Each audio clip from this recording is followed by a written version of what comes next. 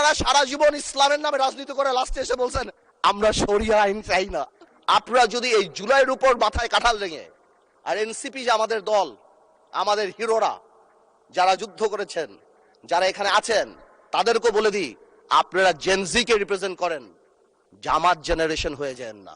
যেদিন আবু সাইদ শহীদ হয়েছিল সেদিন চিটাগংয়ে ওয়াসিম আকরামও কিন্তু শহীদ হয়েছিল। কন্ট্রিবিউশন কিন্তু কারো কম না, আমাদের সবারই।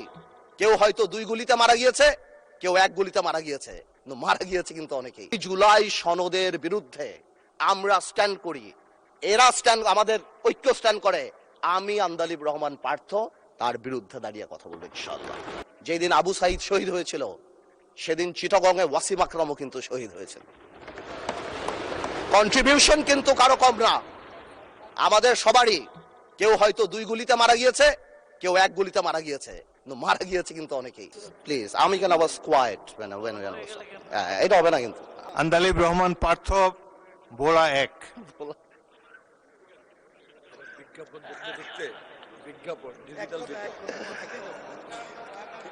মাননীয় স্পিকার, ডিজিটাল বিজ্ঞাপনের এফেক্ট। স্পিকার আপনাকে ধন্যবাদ। স্পিকার সময় তো বললেন না।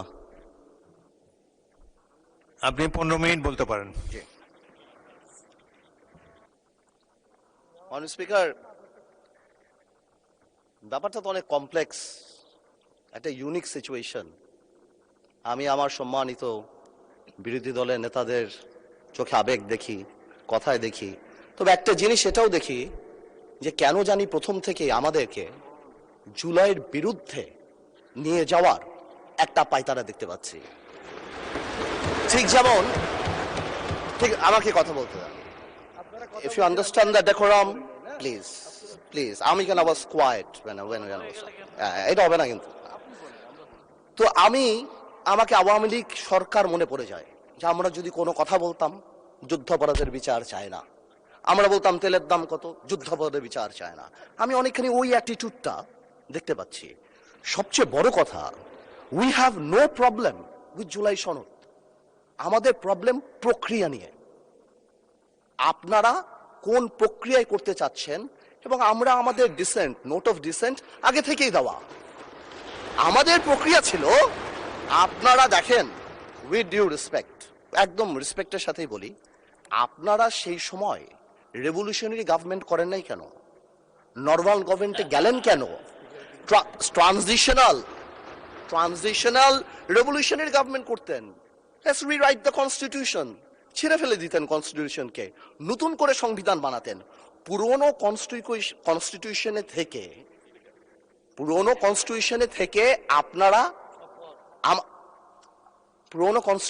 থেকে আপনারা সংবিধানকেই বাতিল করে দিতে যাচ্ছেন। এটা আসলে হয় না। It is unique, the revolution was unique, এর পরবর্তী government was unique, and what we had a quasi constitutional government. Doctrine of necessity তে আমরা কখনো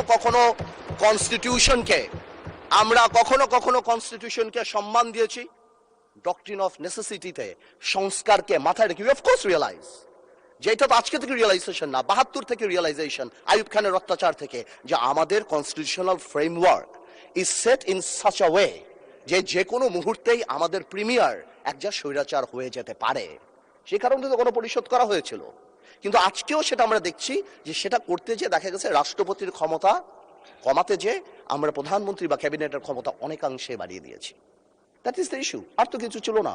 এই কারণেও এবার আমরা আমাদের কনস্টিটিউশনাল ফ্রেমওয়ার্ক রিয়েলাইজ করেছি we need change.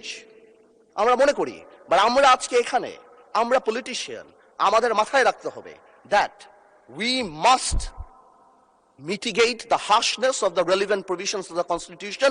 At the same time, we must uphold the spirit of July. এই ব্যালেন্স আমাদেরকে করতে হবে। কিন্তু আপনারা তো আমাদেরকে লগর সেটে পাঠিয়ে দিচ্ছেন। আপনারা এখানে যারা বসা, আমার মাননীয় প্রধানমন্ত্রী কত বছর এক্সাইল, পাশে আমাদের মাননীয় এলজিআরডি মন্ত্রী কয়বার জেল খেটেছে, তার পাশে আমির খসরু সাহেব একসাথে জেলে ছিলাম, তার পাশে সালাউদ্দিন সাহেব কতদিন বিদেশে ছিল, এমন একটা ভাব, কত বছর বিদেশে ছিল।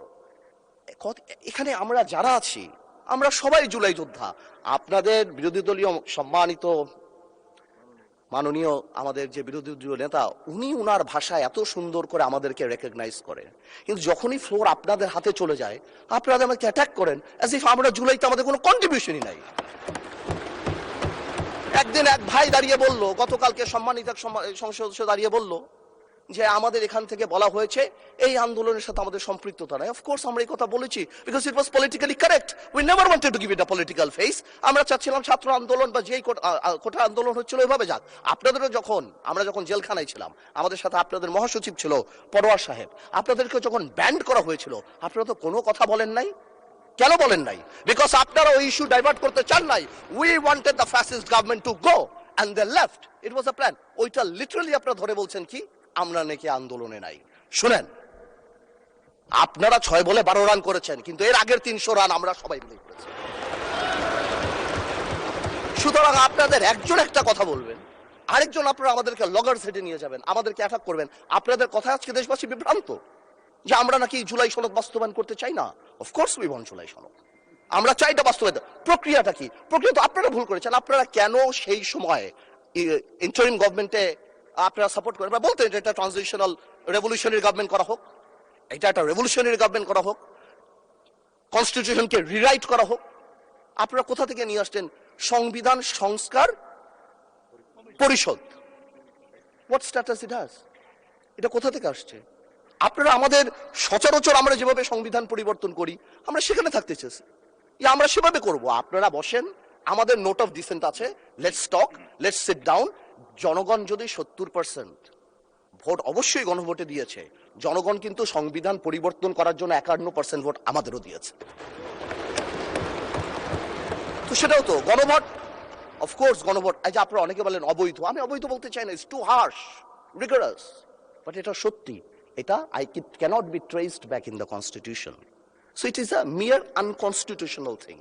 আপনারাই তো বলছেন অবৈধ, আমি তো ইলিগাল বলতে চাই না। বিকজ এই গণভোট আমরা চেয়েছি, is a gesture of ours, যে we want to involve the people of the country, আমরা জনগণকে সম্পৃক্ত করতে চেয়েছি। এই কারণে আমরা গণভোটে রাজি হয়েছি, আমরা চেয়েছি। এখন গণভোটে আপনাকে একটা কথা বলি, আসলে বলা উচিত না, ইন্টারিম গভর্নমেন্ট তো আমাদেরই ছিল, কিন্তু কিছু টেকনিক্যাল লেকুনা, কিছু পলিটিক্যাল ব্লাফ তো আমরা পেয়েছি। যেমন আপনারা গণভোটে ব্যালটে 4টা কথা বলেছেন। আচ্ছা চিন্তা করেন তো ভাই, একটা ভোটারের কাছে যদি আমি জিজ্ঞেস করি যে আমি একটাতে ভোট দিতে চাই না, I do not agree with one of the provision, আমি কি করব? হ্যাঁতে ভোট দিব না নাতে ভোট দিব? জবাব নাই। আপনি আমাকে বাধ্য করেছেন, আপনারা জনগণকে বাধ্য করেছেন।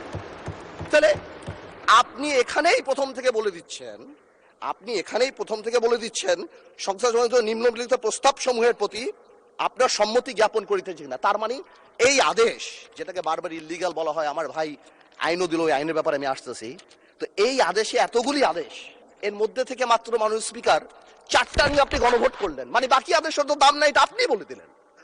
You only need consent. মাত্র এই 4টে আপনি জনগণের রায় ছিলেন, আর আপনার যে বাকি প্রভিশনগুলি আছে সেগুলি রায় কোথায়? সেগুলি আপনি চান নাই। তার মানে you yourself undermine the provision of the আদেশ অফ দ্য অর্ডার। তাহলে আপনি সবই জানতেন।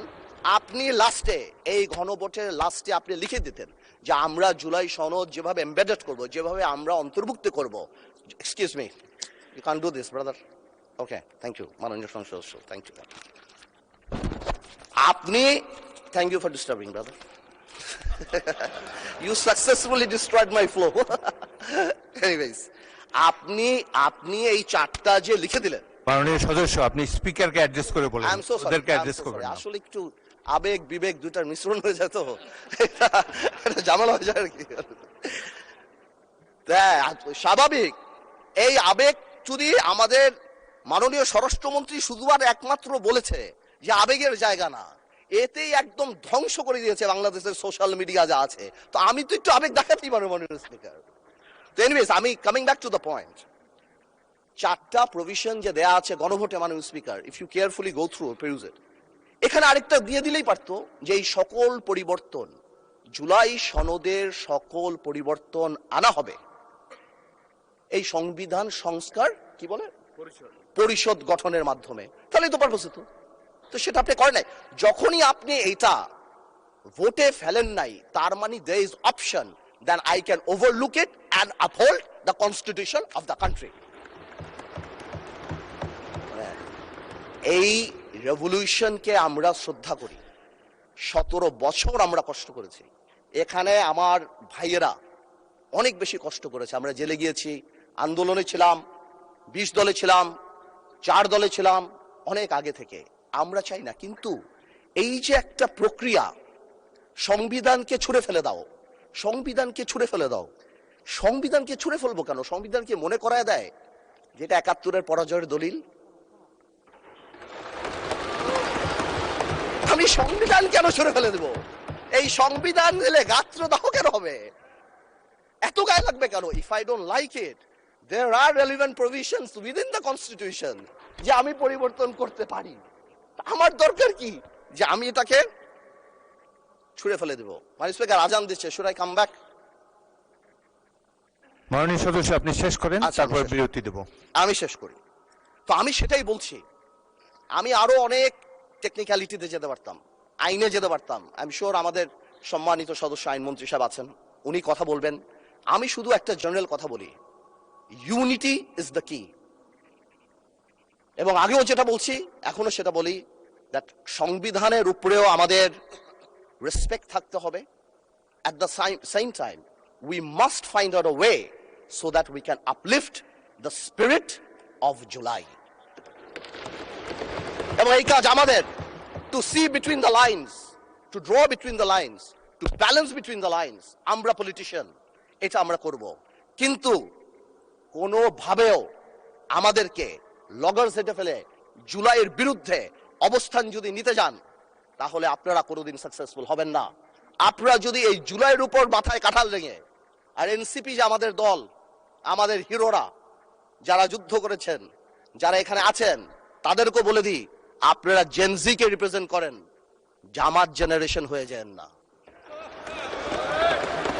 Look at the eyes of the people. আপনারা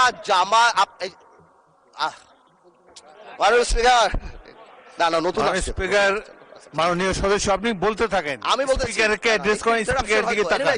আমি আমার এনসিপির ভাইদের বলতে চাই যে আপনারা পজিটিভ পলিটিক্স নিয়ে আসবেন। আর এক ভাই বলেছিল বিরোধী দলের সদস্যরা বক্তা যখন বক্তৃতা দেয় তাকে ডিস্ট্রাক্ট করার চেষ্টা করবেন না, কোনো কমেন্ট করবেন না।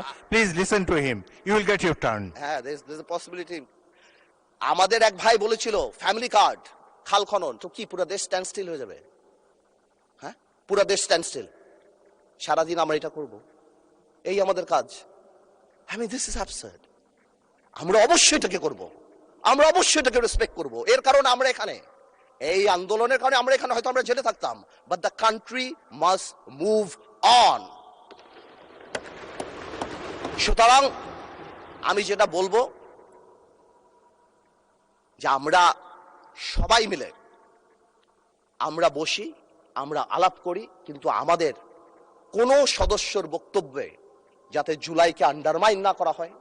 কারণ মনে রাখতে হবে, যেদিন আবু সাইদ শহীদ হয়েছিল, সেদিন চিটাগংয়ে ওয়াসিম আকরামও কিন্তু শহীদ হয়েছিল। কন্ট্রিবিউশন কিন্তু কারো কম না, আমাদের সবারই। কেউ হয়তো 2 গুলিতে মারা গিয়েছে, কেউ 1 গুলিতে মারা গিয়েছে, কিন্তু মারা গিয়েছে কিন্তু অনেকেই। আমি তাই বলছি বারবার, আমরা ন্যাশনাল ইউনিটি ডাকি, আমরা কথা বলি, কিন্তু আপনারা দয়া করে আমাদেরকে অ্যাটাকিং এ যাবেন না। আমাদের জেস্টার প্রথম থেকে দেখেন, মাননীয় প্রধানমন্ত্রী নির্বাচনের পর থেকে জেস্টার দেখেন। আপনাদের বাড়ি গিয়েছে, বড় বড় নেতাদের বাড়ি গিয়েছে, এই জেস্টারকে পজিটিভ হতে নেন। আর আপনারা তো ম্যানুভার করতে পারেন, প্রবলেম কি? আপনারা সারা জীবন ভারতের বিরুদ্ধে রাজনীতি করে ভারতের সাথে গোপনে মিটিং করছেন, ওটাও তো ম্যানুভার। আপনারা তো ম্যানুভার, এমন তো না আপনারা, no this is a good quality brother, don't be upset. আপনারা তো মিটিং করেছেন, this is a good quality. আর আপনারা সারা জীবন ইসলামের নামে রাজনীতি করে লাস্টে এসে বলছেন আমরা শরিয়া আইন চাই না।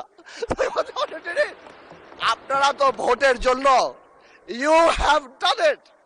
আজকে প্রবলেম কি? তা আমার কথা বলে একটু ম্যানুভার করেন, সংবিধানটাকেও আমরা রেসপেক্ট করি, জুলাই সনদকেও আমরা রেসপেক্ট করি। ইনশাল্লাহ, since we have good spirit, we have good intention, আমরা পজিটিভ ভালো কিছু নিয়ে আসব। এবং আমি আপনাকে বলে দিচ্ছি, যদি জুলাই সনদের বিরুদ্ধে আমরা স্ট্যান্ড করি, এরা স্ট্যান্ড আমাদের ঐক্য স্ট্যান্ড করে, আমি আন্দালিব রহমান পার্থ তার বিরুদ্ধে দাঁড়িয়ে কথা বলবো ইনশাআল্লাহ। But you don't dictate us the প্রক্রিয়া, the system, how we do it. যেভাবে হবে সেভাবে আমরা করব, সংবিধানকেও রাখবো, জুলাইকেও সম্মান করব। আপনাদের সবাইকে ধন্যবাদ।